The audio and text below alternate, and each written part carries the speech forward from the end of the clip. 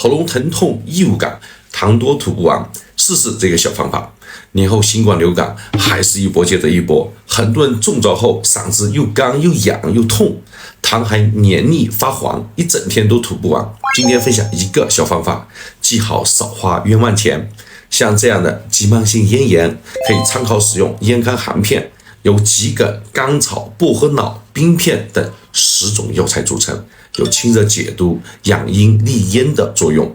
像风热或痰热所致的嗓子干痒、肿痛、咳嗽、痰多等问题，都可以用得上。你记住了吗？我是于医生，每天为你分享一个有用的健康小知识。